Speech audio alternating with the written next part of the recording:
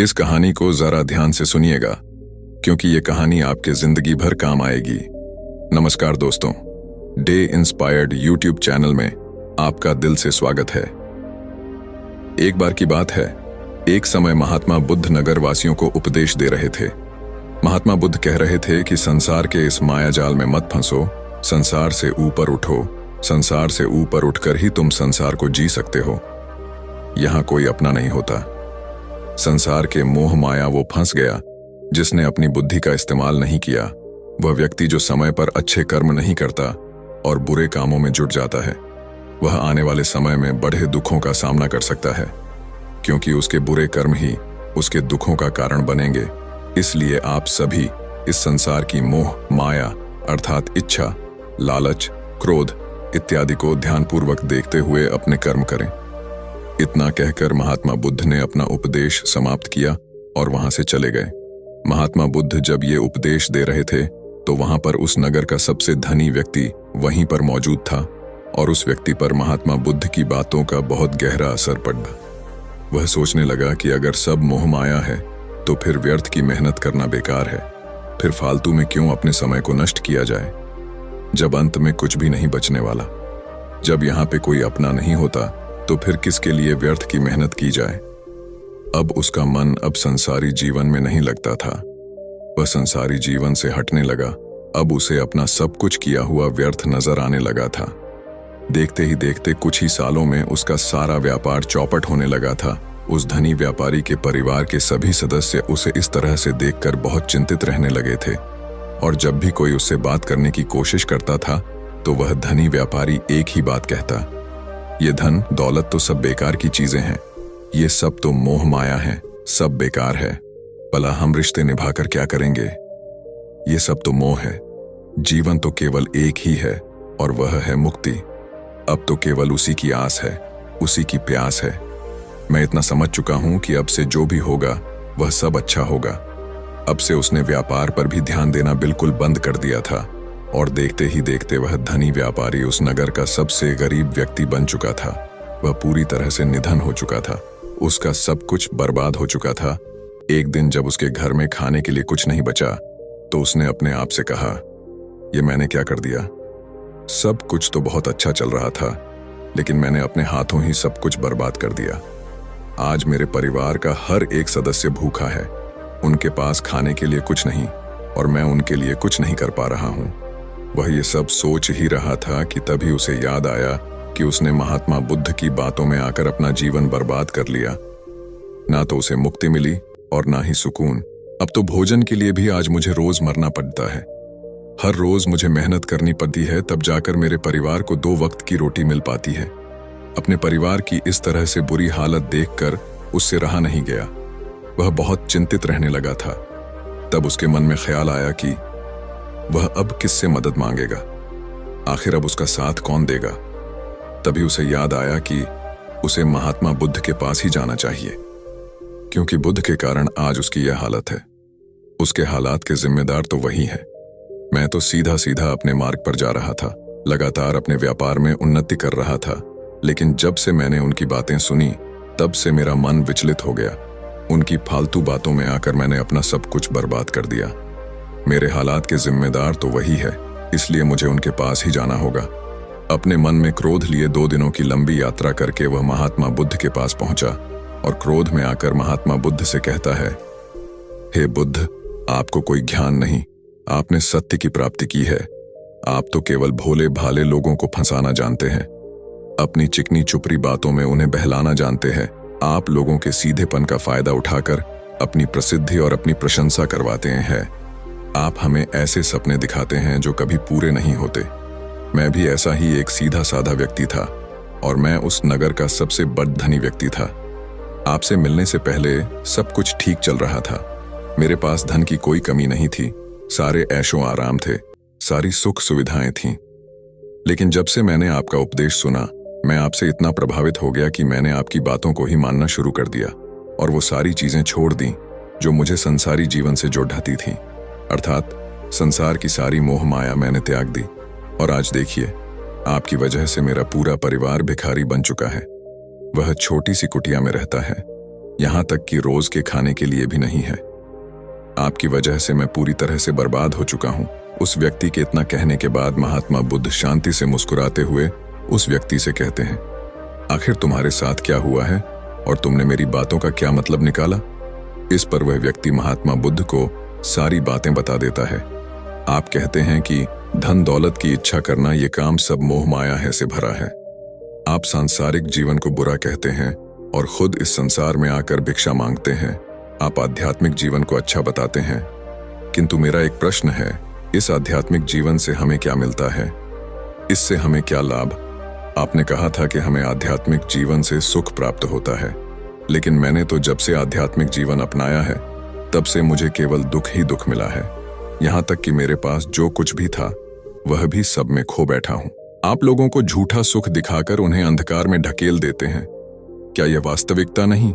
इस पर महात्मा बुद्ध मुस्कुराते हुए उस व्यक्ति से कहते हैं, बेटा तुम बहुत दूर से आए हो, अभी तुम विश्राम करो। रात को आकर मैं तुम्हें तुम्हारे सभी प्रश्नों का जवाब दे दूंगा। पहले तो उस व्यक्ति ने इनकार किया, लेकिन महात्मा बुद्ध के आग्रह पर वह व्यक्ति महात्मा बुद्ध की बात मान गया और आश्रम में जाकर विश्राम करने लगा। रात्रि के बाद महात्मा बुद्ध उस व्यक्ति के पास आए और कहा, बेटा मैंने एक व्यक्ति की बात सुना, वो कह रहा था कि एक हाथी हवा में उड़ रहा था। उसने तो यह भी देखा कि एक बड़ी मछली अपने पैरों से जमीन पर चल रही थी और एक कुत्ता समुद्र की गहराइयों में सांस ले रहा था। वो व्यक्ति महात्मा बुद्ध की सारी बातें सुनकर महात्मा बुद्ध से कहता है, फिर तथागत उसके आगे क्या हुआ? आखिर आप चुप क्यों हो गए? तभी महात्मा बुद्ध उस व्यक्ति को समझाते हुए कहते हैं, बेटा क्या तुम्हें लगता है कि ऐसा वास्तव में हो सकता है? इस पर व्यक्ति जवाब देते हुए कहता है, बुद्ध अगर आप कह रहे हैं तो यह अवश्य ही सच होगा, क्योंकि आप इतने बड़े ढेर ज्ञानी हैं, आपने सत्य की प्राप्ति की है, तो आपके मुख से निकला हुआ हर एक शब्द तो सत्य ही होगा। तभी महात्मा बुद्ध मुस्कुराते हुए उस व्यक्ति से कहते हैं, बेटा क्या तुमने कभी पहले ऐसा कभी होते हुए देखा है? क्या तुमने कभी किसी हाथी को देखा है जो पर के साथ हवा में तेजी से उड़ता जा रहा हो? इसके जवाब में वह व्यक्ति कहता है, तथागत मैंने तो कभी नहीं देखा। तभी महात्मा बुद्ध कहते हैं, तुमने मुझसे प्रश्न क्यों नहीं किया कि आखिर वह हाथी आकाश में कैसे उड़ सकता है? इसके जवाब में व्यक्ति कहता है, हे तथागत, आपके मुंह से सुनकर मुझे ऐसा लगा कि मानो बात सत्य हो, और आप कह रहे हैं तो ये सत्य ही होगा, इसलिए मैंने आपसे एक भी बार प्रश्न नहीं किया। तभी महात्मा बुद्ध उस व्यक्ति को समझाते हुए कहते थे, कभी किसी की बातों पर मत जाना, बल्कि खुद विचार करो, संयम से सोचो कि उस बात में कितनी सच्चाई है। जो व्यक्ति कह रहा है क्या वह सच है? आखिर वह कहना क्या चाहता है? हो सकता है कि वह कुछ और कहना चाहता हो और तुम उसका अर्थ कुछ और ही निकाल रहे हैं। कम से कम तुम्हें एक बार प्रश्न करके ये समझना तो चाहिए कि आखिर वह कहना क्या चाहता है।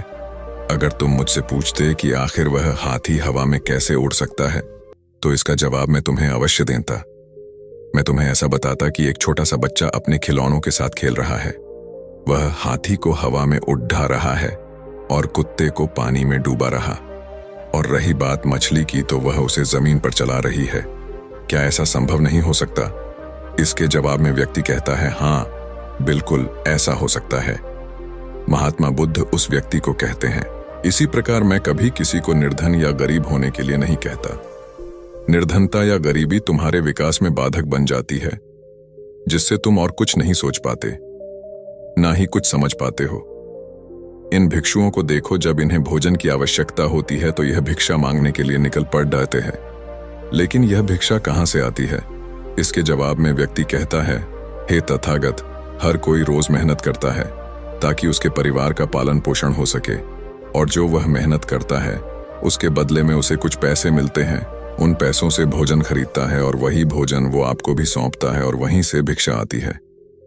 तभी महात्मा बुद्ध उस व्यक्ति से एक और प्रश्न करते हैं, बेटा ये बात तो सत्य है, लेकिन तुम क्या मुझे ये बता सकते हो कि आखिर ये धन कहाँ से आता है? इसका जवाब देते हुए व्यक्ति कहता है, तथागत धन तो सभी लोग अर्जित करते हैं, सभी कमाते हैं। तभी महात्मा बुद्ध इस व्यक्ति को समझाते हुए कहते हैं, ठीक इसी प्रकार दुनिया में यदि हर कोई भिक्षा मांगने लग जाए तो आखिर भोजन कहाँ से आएगा? अनाज कौन उगाएगा?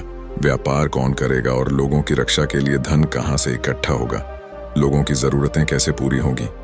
ये सुनकर व्यक्ति थोड़ा अचरज में पड़ गया और महात्मा बुद्ध से कहता है, किंतु हे तथागत, आप ही तो कहते हैं कि मनुष्य की इच्छा, कामना और वासना, लालच और क्रोध, ये सभी मनुष्य के विकार है और हमें इनसे दूर रहना चाहिए, तभी वह आत्मज्ञानी कहलाता है। तभी महात्मा बुद्ध कहते हैं, बेटा, मैं तो अभी भी यही कह रहा हूं कि मनुष्य को इन सब चीजों से दूर रहना चाहिए। इस पर व्यक्ति महात्मा बुद्ध की बात काटते हुए कहता है, पर दुनिया तो इसी पर चल रही है, इसके बिना भला या संसार कैसे चल सकता है? हर किसी को पैसों की जरूरत है, बिना पैसों के बाहर अपने परिवार को नहीं चला सकता, वह अपने परिवार का पालन पोषण नहीं कर सकता, वह अपने परिवार के लिए भोजन नहीं ला सकता, और यदि वह पैसे नहीं कमाएगा तो वह भूखा मर जाएगा। तभी महात्मा बुद्ध कहते हैं, बेटा, ये संसार इन चीजों से नहीं चल रहा है, इन चीजों से बिगड़ रहा है। इस पर व्यक्ति कहता है, ये तथागत, आखिर आप क्या कहना चाहते हैं? मैं आपकी बात समझ नहीं पा रहा। संसार में इच्छा, कामना, वासना और क्रोध ही तो है, और जब हम इनका त्याग कर देते हैं तब हम अध्यात्म के मार्ग की ओर आगे बढ़ते हैं, अर्थात मुक्ति के मार्ग पर, यानी कि हम सन्यासी के मार्ग पर चलते हैं। इस पर महात्मा बुद्ध जवाब देते हुए कहते हैं, बेटा, तुमने जो कुछ कहा वह भी एक बहुत बड़ा सत्य है। इच्छा, कामना, वासना और क्रोध ऐसे ही बुरी भावनाओं को छोड़ देने से हम संसार छोड़कर सन्यासी हो जाते हैं, और इन्हीं सभी चीजों को छोड़कर भी हम संसार में जी सकते हैं, धन कमा सकते हैं, मान, पद, प्रतिष्ठा और सम्मान कमा सकते हैं, क्योंकि हम सब अपना कर्म ही तो कर रहे। एक किसान खेती करता है, पर वह अपनी खेती बिना बुरी भावनाओं के भी कर सकता है। एक व्यापारी व्यापार करता है और इस व्यापार में चीजों को यहाँ से वहां पहुंचना होता है, और वह व्यापारी इन चीजों को बिना बुरी भावना के कर सकता है। ठीक उसी प्रकार एक राजा भी अपनी प्रजा की रक्षा करता है, और वह भी अपने कर्म बिना किसी बुरी भावना के कर सकता है। और एक भिक्षु इन सभी लोगों को सही प्रकार और सही कार्य करने के लिए मार्गदर्शन करते हैं। जो उस भिक्षु का क्रम है, जो उसका कार्य है, और जो व्यक्ति जागृत होकर अपने कर्मों का सही पालन करता है, वास्तविकता में वही सन्यासी हैं, वही भिक्षु है। क्योंकि हम जो भी कर्म कर रहे हैं वह हमारा इस संसार में रहने के लिए, जीवित होने के लिए, जीवन जीने के लिए केवल एक माध्यम मात्र ही है। उसे छोड़कर हम कुछ भी नहीं पा सकते, और हमारे सभी कर्म करते हुए हमारा मुख्य उद्देश्य जागृत होना है, खुद को पहचानना है। एक बार यदि हमारे भीतर ज्ञान का उदय हो गया, तब हम चाहे जो भी करें, वह फिर संसारी हो या सन्यासी, सब एक ही होते हैं। इस पर व्यक्ति महात्मा बुद्ध से कहता है, हे बुद्ध, किंतु मैंने तो देखा है कि आप अपने संघ में उन लोगों को भी शामिल कर लेते हैं जो लोग अपने परिवार को छोड़कर आए, अपने माता पिता को, अपने बीवी बच्चों को छोड़कर आए। क्या आप उनसे कभी ये कहते हैं कि जाकर अपनी जिम्मेदारियां पूरी करो और धन कमाओ, और वहीं पर रहकर तुम आत्मज्ञान प्राप्त करो? उस व्यक्ति के प्रश्न का जवाब देते हुए महात्मा बुद्ध कहते हैं, क्या तुम हाथी को हवा में उड़ा सकते हो? इसके जवाब में वह व्यक्ति कहता है, नहीं, मैं नहीं उड़ा सकता। तभी महात्मा बुद्ध कहते हैं, केवल एक बच्चा ही हाथी को हवा में उड़ा सकता है। ठीक उसी प्रकार जिस व्यक्ति को जो बनना है वह तो वह बनकर ही रहेगा। जैसे किसी व्यक्ति को व्यापारी बनना है तो वह व्यापारी बनेगा, ठीक इसी प्रकार यदि किसी व्यक्ति को आत्मज्ञान की प्राप्ति करनी है तो उसे सब कुछ तो त्यागना ही होगा। आगे महात्मा बुद्ध उस व्यक्ति से कहते हैं, बेटा, क्या तुम सब कुछ छोड़कर आत्मज्ञान के मार्ग पर आगे बढ़ते, या फिर तुम ये सोच रहे थे कि इस रास्ते पर चलकर जीवन आसान हो जाएगा, जो होगा सब अच्छा होगा, सब कुछ अपने आप ही मिलने लगेगा, मुझे तो कुछ करने की आवश्यकता ही नहीं पड़ेगी, सारे दुख दर्द सब कुछ समाप्त हो जाएगा और जीवन में चमत्कार होने लगेगा और अंत में मुक्ति भी मिल जाएगी।